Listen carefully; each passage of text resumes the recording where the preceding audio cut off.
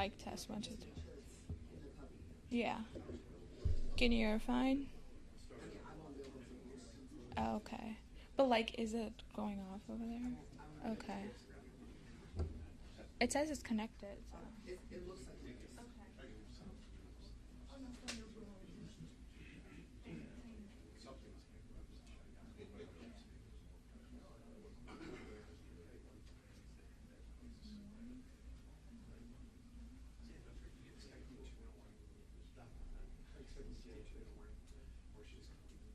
Sorry? What is your question? Is it going to be a 2-minute warning? She'll come in, and that'll be it. No. Right. Okay. Thank you.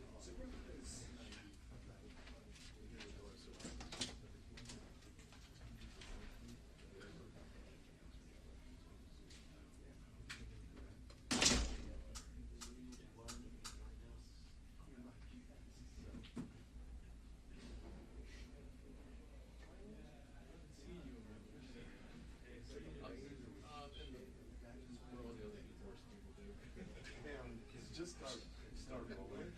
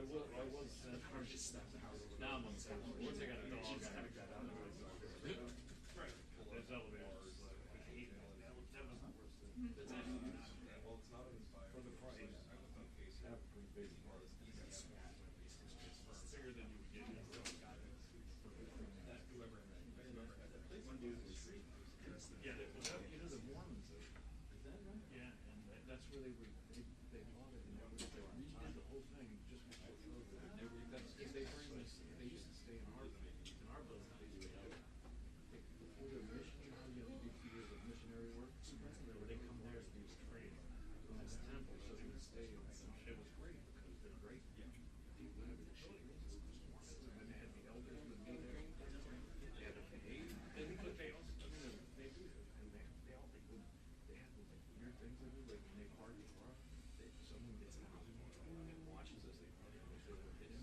And I saw them do it every time. It wasn't like something out of it. It was like, and they don't bother. Like they don't try to sign anybody up. It was great. So when they moved out, so they built a family. And then they had a bunch of financial scandals. And they ended up using that place and stuff. So until they redid them all the time. Yeah, now they sort of, at least it was empty for 2 or 3 weeks. I think they used it 1 week. And then it flooded, some of it flooded. So then I talked to the realtors. They did them fast. Had all the upgraded.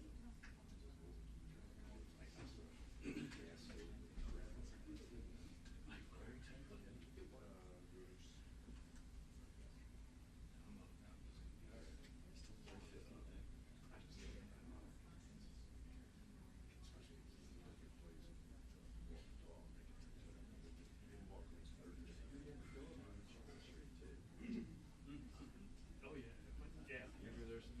He likes to go. So we always go. I let him go wherever he wants. You get great parks, and then you can walk all the way to Rock Creek. You don't want to go to downtown DC. You know, because you can take those trails all the way to the Rock Creek Park, and we do. Yeah, we did some. And that's good for me. Work most years on the streets and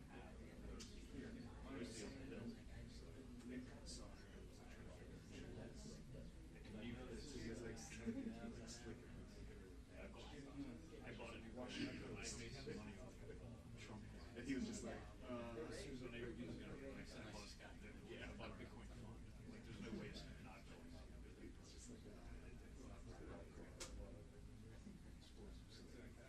I drive self-driving. I just get in that middle lane and take it all the way to 24th Street, the zoo, and then I get to work.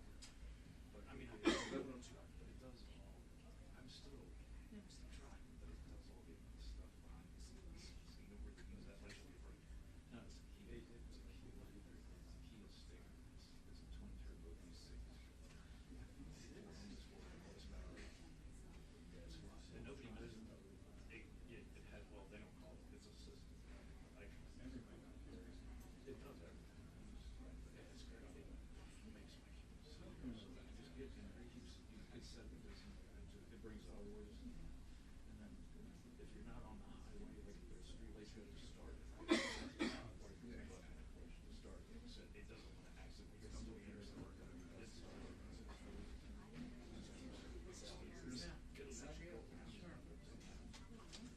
But it just takes level of stress away. It's not exhausted, especially at the end of the show.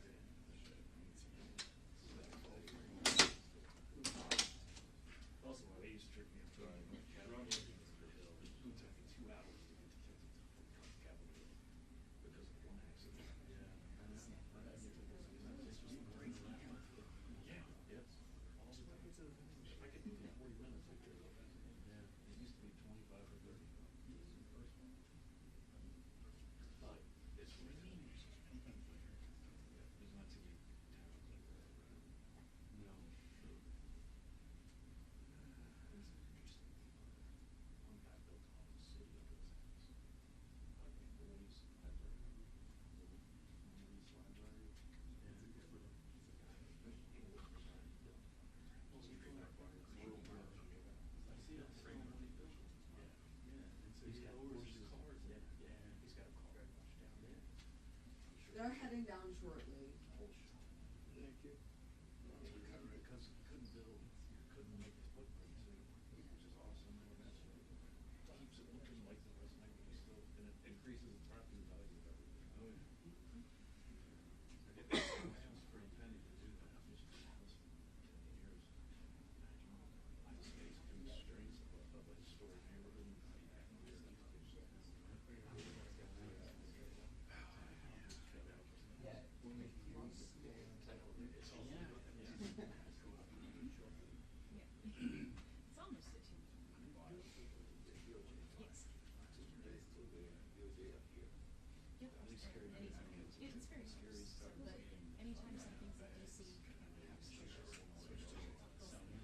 Yep. Anytime. It's very close. But anytime something's in DC, yeah. Yeah. That's the most stressful time in Kansas. Other than that, it's pretty chill. You don't want your giant roofs. I'm not seeing what you're saying. Put pictures of it.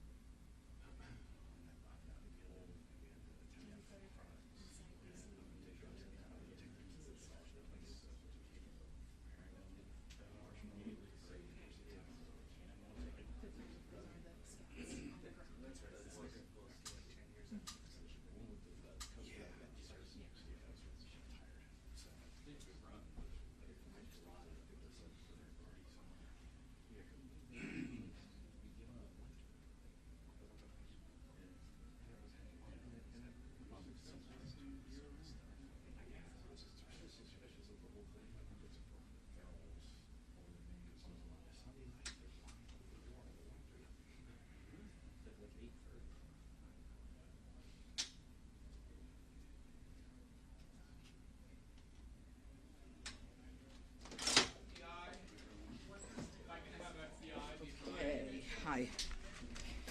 All right. How's everybody today?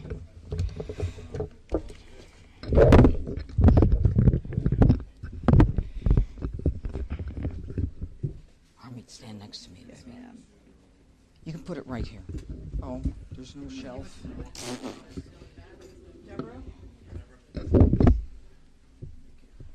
All right, you stand next to me, and then, come on, guys. You can get closer. All right.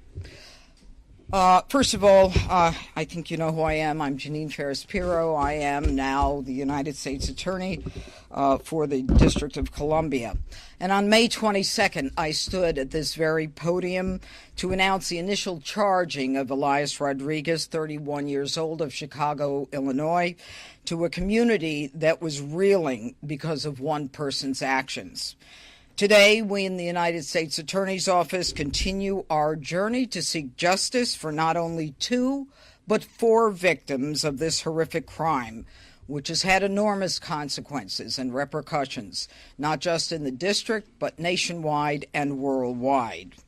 Not only affecting these victims and their families, but opening old wounds and re-victimizing victims of past anti-Semitism. Now, a few facts. On May 20 of 2025, Elias Rodriguez traveled from Chicago, Illinois, to Washington, D.C., and brought with him a 9mm semi-automatic weapon. While on the plane, he traveled across multiple state lines and drafted a manifesto called an explication on his iPhone. His explication made clear his purpose in committing these crimes that I'm about to read to you was to demonstrate his hatred for the people of Israel. The next day, on the afternoon of May 21, he purchased a ticket to attend a young diplomat's reception sponsored by the American Jewish Committee at the Capitol Jewish Museum, located just 2 blocks from here on 3rd Street in Northwest D.C. Now, the American Jewish Committee, of course, supports Israel and its right to exist in peace and security. That very same night, he watched as people left the reception. When he saw the 4 victims in this case, all of whom were from the Israeli embassy, he crossed the street, he opened fire, killing first Yaron Lashinsky, then killing Sarah Milgram, and when firing these fatal shots, he yelled, "Free Palestine." After he killed Yaron and Sarah, he entered the Capitol Jewish Museum, pulled out a red keffiyeh, and yelled, "I did it for Palestine," after which he was arrested. Now, a D.C. grand jury has charged in this indictment 2 hate crimes, alleging that he murdered Yaron Lashinsky and Sarah Milgram because of his bias against the people of Israel. He demonstrated this hatred through his words, "death to Israel," and his violent actions against Yaron and Sarah and their co-workers from the Israeli embassy. He also posted one of his postings on social media, "Please, please, please, God, please, vaporize every Israeli." And now to the charges. A grand jury in the District of Columbia has indicted Elias Rodriguez in a 9-count indictment with the following crimes. Count 1, murder of a foreign official under 18 U.S.C. 1116 for the murder of 30-year-old Yaron Lashinsky, a foreign official employed by the government of Israel. Counts 2 and 3 are hate crimes resulting in death under 18 U.S.C. 249, where the defendant crossed state lines, willfully caused bodily injury to Yaron Lashinsky and Sarah Milgram because of actual as well as perceived national origin, which resulted in both of their deaths. Counts 4 and 5, the discharge of a firearm during a crime of violence causing the death of a person through the use of a firearm. The defendant knowingly used, carried, and discharged a firearm during and in relation to a crime of violence, and with malice aforethought, he did unlawfully kill Yaron and Sarah with a firearm. Counts 6 and 7, first-degree murder while armed. Under the defendant, Rodriguez, with deliberate and premeditated malice, killed Yaron and Sarah by shooting each with a firearm, thereby causing injuries from which each died. Counts 8 and 9, assault with intent to kill while armed with a firearm. He assaulted CS and AT, those are initials, with intent to kill a person. Attached to this indictment are further findings of the grand jury. It's designated as a notice of special findings under 18 U.S.C. 3591 and 92. This begins the statutory process and whether to seek the death penalty. This is a weighty decision. It takes time. There will be a rigorous process, after which the capital case section in the Attorney General's office will advise the Attorney General, and the Attorney General herself will make a decision regarding whether or not this office will seek death against Elias Rodriguez.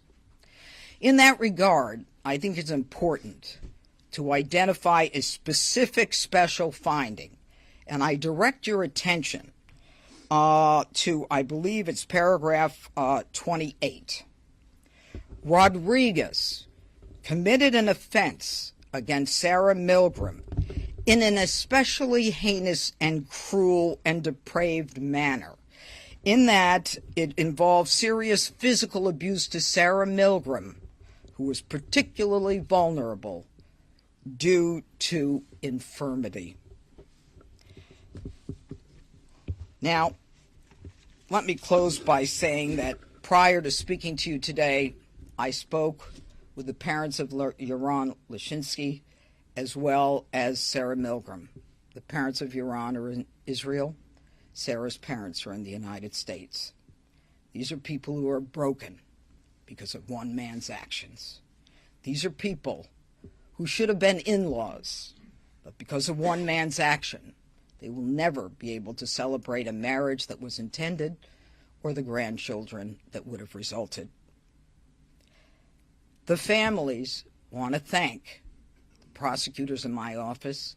They want to thank the FBI, the MPD, and all of the people in the Attorney General's office who have worked on this case, and they wanted me to send that message. And now I want to make something perfectly clear. Violence against anyone in this district will not be tolerated, especially violence which has hate at its core and is the genesis of violence. The president put me here to do a job, to clean up the district, to make sure that crime doesn't overshadow this phenomenal city, our nation's capital. And I have throughout my career fought anti-Semitism for 32 years as a prosecutor and a judge. I do so. I fight hate crimes with a vengeance. So don't even think about targeting people in this district because of who they are or because of where they're from. I promise you, justice will be swift and it will be certain. And I will work furiously and diligently with my phenomenal staff to make sure that we prosecute every one of these cases. This is the nation's capital. This is where we celebrate unity. Hate has no place, but justice will rule. And now I want to call upon Harmeet Dillon to my right. She is the Assistant Attorney General for Civil Rights. You may know her, and I want to thank her and her division for helping us on this. Harmeet?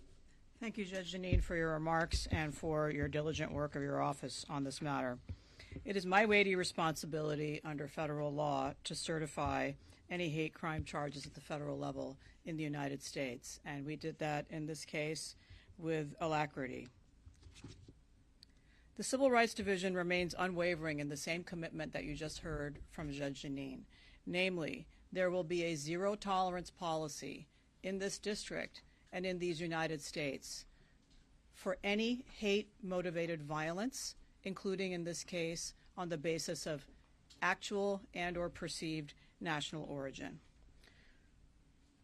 The community in question has been reeling from a stream of violence that has been occurring in these United States for almost 2 years now.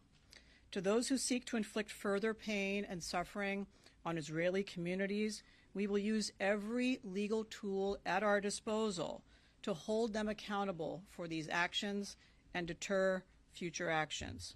The Civil Rights Division is committed to ensuring that every community in these United States is safe from violence, intimidation, and discrimination, as in this case. No one in America should fear for their life because of their faith, religion, ethnicity, or national origin. This indictment reflects our ongoing commitment to hold these criminals accountable, and we will continue to relentlessly pursue justice for Yaron and Sarah, their families, and their communities. I hope this beginning of this process brings some comfort to the many people in this community who have approached the Department of Justice and expressed their deep concern for their safety. I think no one can claim that this is not a serious problem here in our district right now, and it is embarrassing as an American to see that. Next, I'm going to introduce FBI District of Columbia Field Office Criminal Division Special Agent in Charge, Reed Davis.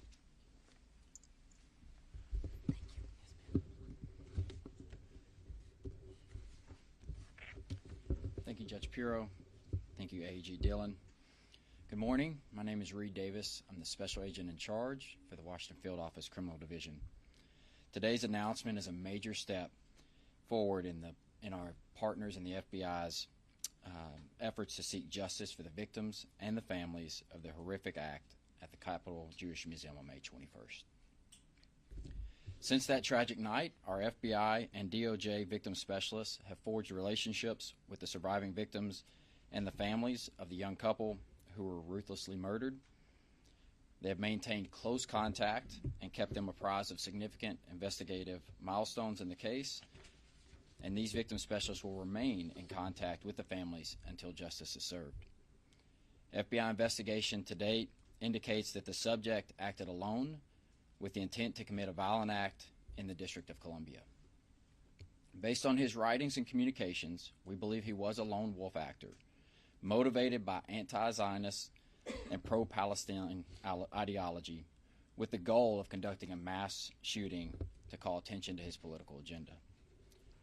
We wouldn't be at this stage without the significant support of our partners on the Washington Field Office Joint Terrorism Task Force, including the Metropolitan Police Department, the Diplomatic Security Service, the U.S. Capitol Police, and many others who have left no stone unturned in this investigation. The FBI field offices across the country also provided vital support especially our Chicago field office, which conducted numerous interviews. In addition, we are extremely grateful to the members of the D.C. community who shared video footage of the subject's movements. We continue to seek information from the public relevant to this case and others as we see the spread of ideology-motivated violence and mass casualty events across the nation. Taking violent action in support of one's political or personal beliefs is abhorrent, it's unacceptable, and the FBI will rigorously investigate and aggressively pursue those who choose to do so. Our work is not done. This indictment is the next step towards justice, and we'll continue to support the prosecution of the subject through our investigation. And now more than ever, we need the public to be vigilant and report to law enforcement any concerns they may have of an individual who may be considering violent actions. Thank you, and now I'd like to turn it over to MPD Assistant Chief Ramey Kyle.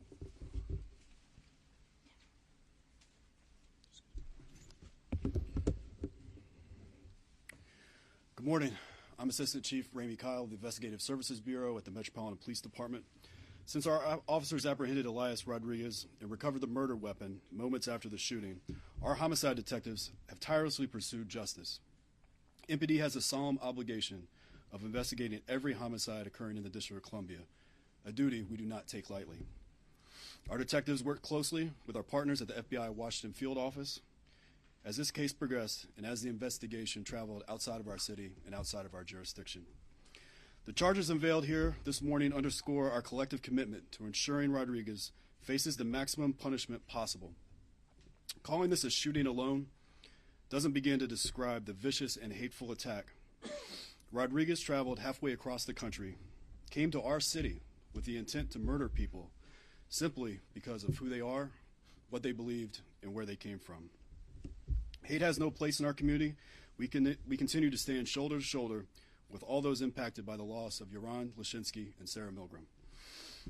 MPD strongly supports the religious community here in Washington, D.C. We have maintained a heightened presence at religious institutions, and we are in regular contact with leaders of all faiths and work to safeguard our houses of worship. As always, we remind our community to remain vigilant and immediately report any suspicious activity. I want to commend the dozens of MPD officers and fellow first responders that rushed to the Capitol Jewish Museum that night. These brave men and women, they did not know the nature of the threat they were running toward and acted swiftly to take this suspect into custody. I want to thank our partners here at the United States Attorney's Office and the FBI Washington Field Office for their commitment to pursuing justice. Every agency involved in this investigation has worked together seamlessly from the very beginning. And lastly, I want to express our gratitude to our local community for providing tips and video that helped our detectives with this case. I also want to thank our community for supporting our Jewish community in the face of this awful tragedy. Thank you, and I'll now turn it back to Judge Pirro. Thank you. Okay. Any questions? Pirro, can you clarify as far as the death penalty is concerned? I'm unclear. Are you recommending to the Attorney General that the DOJ go ahead with this death penalty designation, or is this something that you're saying flat out that you're seeking the death penalty? Okay. Thank you for the question. And what the special findings attached to the indictment, and if you get a copy of the indictment, you'll find it, is an indication that there is a process that we are considering right now.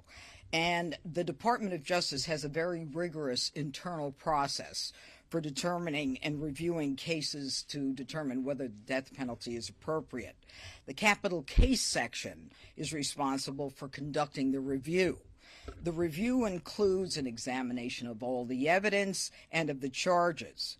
The defendant is allowed to submit information for consideration by the capital case section as well, which is one of the reasons that we attach these special findings. Once this review is completed, it is then that the Attorney General will determine whether or not to authorize my office to seek death. So the simple question, or the simple answer to your important question is, we are starting the process. We've made no decision yet.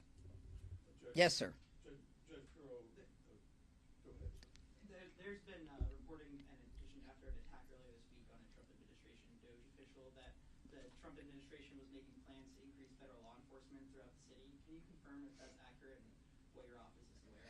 my understanding is that both the Trump administration as well as the Metropolitan Police Department are looking to increase law enforcement efforts because of the violence we're seeing across this country, across this city.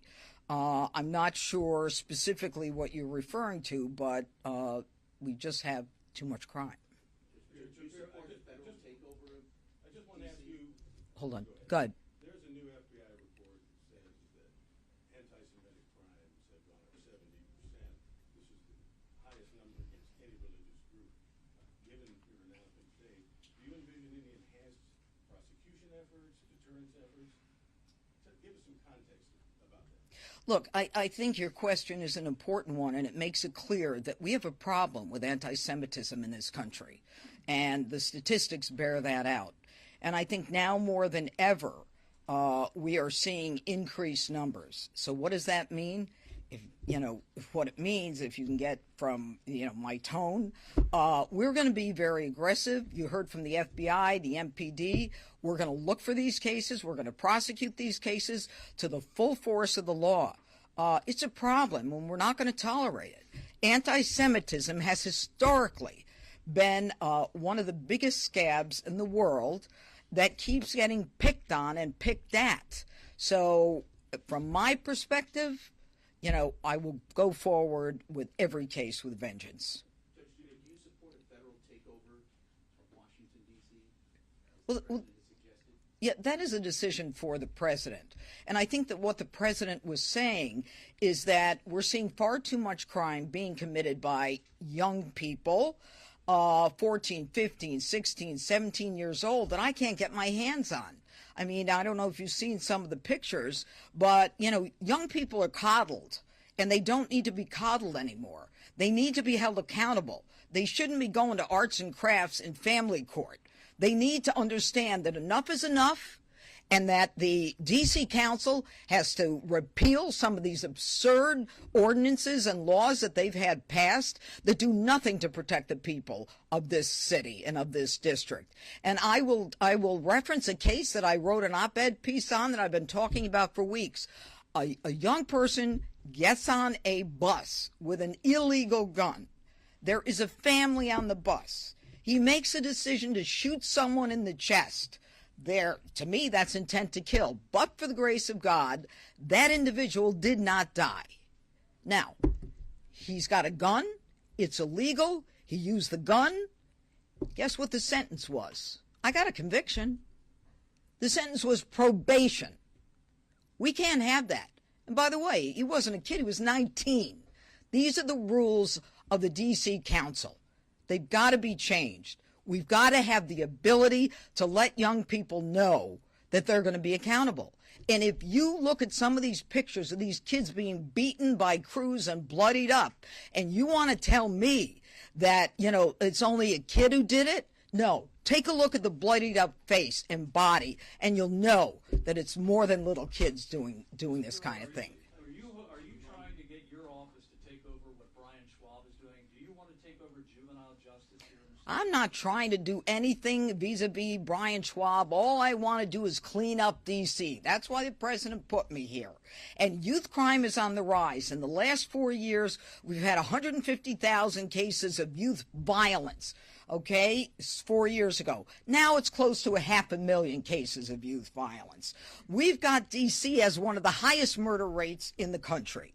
So we can talk about crime going down, but going down from where? So, I mean, this is something that is a whole other issue. Today is about this indictment and making sure that if you intend to commit a crime of anti-Semitism or hate, we're coming for you. You spoke to Yaron and Sarah's parents. Have they taken a position on whether they want the Justice Department to seek the death penalty? And separately, Steve Jensen was supposed to be up there alongside you announcing this today, but he's been fired. Do you have any explanation why? Okay, I'm going to talk about Sarah and Yaron's parents. I spoke to them, and I told them that the process is beginning, that they will have an opportunity and a right to put their input into what decision is ultimately made. okay? And I'm not going to talk about politics today. I'm talking about crime. I'm talking about hate crimes, and that's the extent of it. Okay. Reporter was asking the question. There is word that there are going to be more federal law enforcement, including perhaps National Guard, on the streets of D.C. today and tomorrow as a result of some of this recent violence. What is your reaction, or could Assistant Chief Do you know that to be a fact? I know that there is an effort to increase law enforcement based upon what we've seen. But I also know that today is about the Lashimskis and Sarah and 2 other victims whose lives are forever changed because of one individual's decision to come to this city and create a ripple effect that has rippled throughout the world. And that's enough on the other stuff. Okay? Could we ask Assistant Chief Kyle for his reaction to that? More federal law enforcement? Could you come to the microphone? No, I'd rather we talk about Lashimski. You could call him later. I'm done. A follow-up on the cases. You mentioned specifically Rodriguez's actions towards Sarah being the reason why you would. Can you elaborate a little bit more on that? I know you mentioned it. Yeah. No, I can't. That will come out at trial. But I refer you to that part of the special findings. It's horrific. Thank you all very much. Okay. Take care. Thank you. Let's go.